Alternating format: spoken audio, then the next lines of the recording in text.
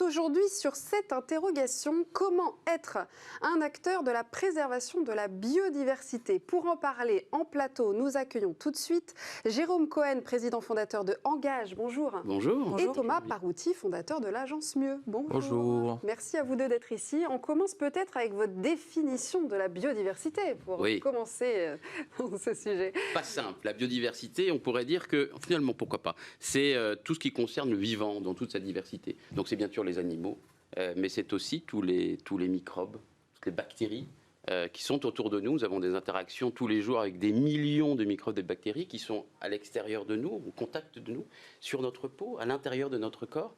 Et c'est ce qui constitue, à mon avis, fondamentalement la biodiversité qui, aujourd'hui, évidemment, est dans un état, on va dire, inquiétant, puisque en l'espace de 30 ans, la chute de la biodiversité a été multipliée par 100, que 70% des insectes en biomasse ont disparu depuis 30 ans. Donc le mot préserver, c'est peut-être pas le bon en fait. Non, je pense qu'il faut régénérer, et c'est ça ce qu'on essaye de faire nous, on en parlera après, avec notamment nos défis, mais je pense que c'est fondamental de la régénérer. Et puis je crois, tu me diras, c'est complétera après, je crois que ce qui est fondamental aussi, c'est de nous souvenir que nous faisons partie de la biodiversité. L'homme a eu une position, on va dire, à côté, voire éventuellement dominante, en surplomb la biodiversité. Non, nous en sommes partie, et c'est ça, c'est cette réconciliation, cette reconnexion qu'il faut travailler, qu'il faut nourrir aujourd'hui.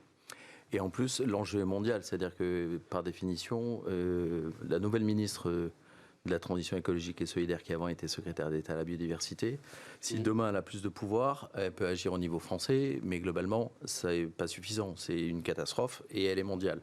Voilà. Et ce qui est très décevant, c'est que cette année, ça devait être l'année de la biodiversité. Vous savez, il y avait le congrès de Marseille, de l'UICN, et il devait y avoir la COP 15 en Chine, spécifique sur la biodiversité. Et donc ce coup de projecteur, on ne l'aura pas. Après, on a eu le coronavirus, qui fait partie du... qui a permis de faire gagner 2 semaines, c'est ça, sur 3 semaines. Ouais, sur le jour du dépassement. Du jour du dépassement. A priori, 3-4 semaines. Ça a préservé la biodiversité, et c'est surtout, part. ça a mis un coup de projecteur sur une partie de la biodiversité qu'on oublie parce qu'elle est invisible. Mais voilà, on fait partie, avec les animaux, les végétaux, les écosystèmes, de cette diversité du vivant. Et si on ne fait pas attention, tout va s'écrouler. Alors justement, quelles sont les solutions pour devenir acteur de cette... Donc pas préservation, on a dit, mais être acteur de la biodiversité, en fait, tout simplement. Sa régénérescence. Oui. Ouais, alors acteur, c'est donc être réparateur, être protecteur. Aujourd'hui, en fait, il y a un gros problème, c'est que la biodiversité ne vaut rien, enfin n'a pas de valeur monétaire financière. Donc du coup, les entreprises ne s'engagent pas. Donc du coup, c'est les États, les associations. Donc les États, on connaît l'histoire du Bhoutan, qui a énormément de forêts et qui capte plus de carbone qu'il en émet. On connaît le Costa Rica, qui est un pays qui est extrêmement préservé. Il y a 52 espèces de colibris, il y a 20 000 espèces d'araignées. C'est un pays pacifique. C'est le 4e pays où il faut passer sa retraite. Information importante. Donc le Costa Rica, c'est vraiment un super pays. Donc soit il y a des pays qui prennent des initiatives. Il y a évidemment le monde associatif. On peut penser à la LPO, la Ligue de protection des oiseaux, à l'ONF, à des petites associations qui s'occupent de préserver des anciennes graines comme Cocopelli. Et après, il y a des initiatives, par exemple les Sea Cleaners. Enfin, il y a plein de projets de bateaux qui ont promis qu'ils allaient récupérer 80% du plastique qui est dans les océans. Mais vous dites que les entreprises ne s'engagent pas, mais elles doivent s'engager, oui, mais préserver cette biodiversité. C'est un chemin, c'est comme avec le climat. Je crois que les entreprises sont en train de prendre de plus en plus conscience. Mais d'abord, il y a un travail de conscience à faire, de conscience qu'elles ont été une partie du problème. Qu'elles ont abîmé la biodiversité avec un rapport assez vorace. Et puis aujourd'hui, eh bien, cet changement de conscience qui est de se dire, est-ce que l'on peut être, en tant qu'entreprise, partie de la solution? Donc je crois que c'est ça qui est fondamental aujourd'hui, c'est cette prise de conscience et cette inversion de schéma. Vis-à-vis de la biodiversité. Alors après, il y a plein de solutions qui vont du biomimétisme au développement durable. Ce qui est, à mon avis, fondamental, c'est que les solutions qui sont mises en place ne soient pas périphériques, symboliques, décoratrices, mais que ce soit des solutions qui sont au cœur du business model et qui changent fondamentalement l'entreprise. Et puis, je reviens à mon dada, mais la biodiversité, c'est aussi les hommes. Donc, quand on dit qu'une entreprise s'engage pour la biodiversité, elle s'engage aussi pour ses salariés, comment on travaille, comment je travaille avec mon collaborateur, comment je respecte leur propre rythme en quelque sorte, leur propre participation, leur propre biodiversité en quelque sorte, et comment je protège ou je m'occupe aussi quelque part des consommateurs comme faisant eux aussi partie de la biodiversité.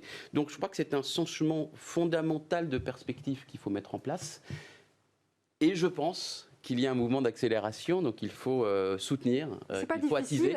C'est pas difficile parce qu'il y a énormément de causes en fait. Comment choisir entre, effectivement, on disait les oiseaux, les poissons, comment on fait en fait quand on est une entreprise, on veut faire quelque chose, on fait quoi en fonction de peut-être sa situation géographique à côté de chez soi? Oui. Je pense qu'effectivement, après tu compléteras si tu veux, mais il n'y a pas de solution toute faite.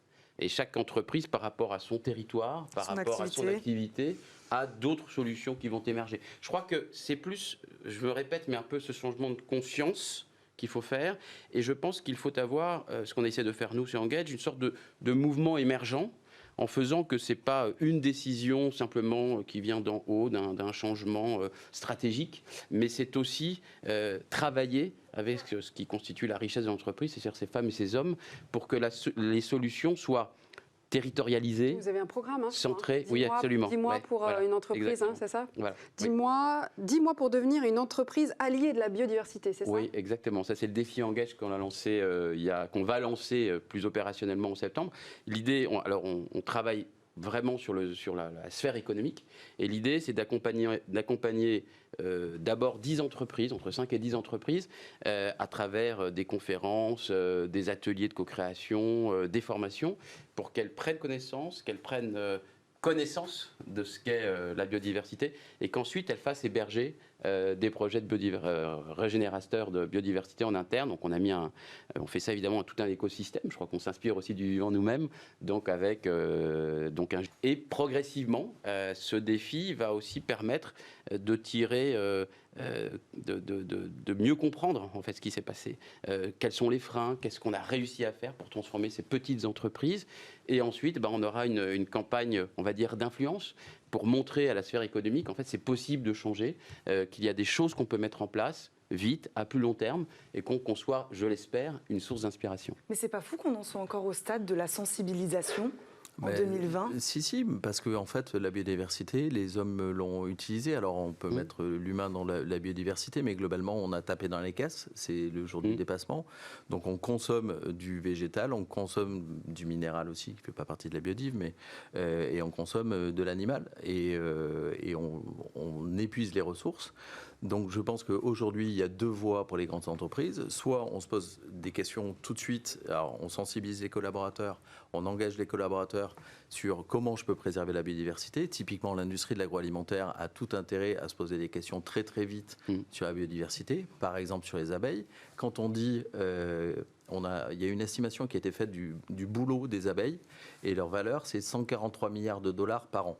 Quand on dit ça à une entreprise de l'agroalimentaire, s'il n'y a plus de pollinisation, comment vous allez faire demain? Ou quand on dit ça à un assureur, quand on dit ça, enfin, il y a plein d'acteurs économiques qui vont se sentir concernés et qui vont mettre en œuvre une nouvelle stratégie de transformation, nouveau modèle d'affaires, certainement plus de bio, moins de pesticides, etc. Donc il y a toutes ces grandes entreprises, comme tu le disais, qui sont légitimes parce que sur leur métier, elles ont tout intérêt à préserver la biodiversité. Par exemple, Suez, qui travaille sur les déchets et l'eau, travaillent sur le problème du plastique dans les océans, ce qui est hyper légitime, mais ils apportent des solutions aux municipalités. C'est ça, il faut une cohérence dans l'engagement. C'est-à-dire que moi, ce que je déteste, c'est l'entreprise qui, pendant la semaine du développement durable, va mettre une ruche sur le toit et dire regardez, la RSE, c'est une ruche. Et les salariés ne comprennent rien, le directeur RSE devient ridicule.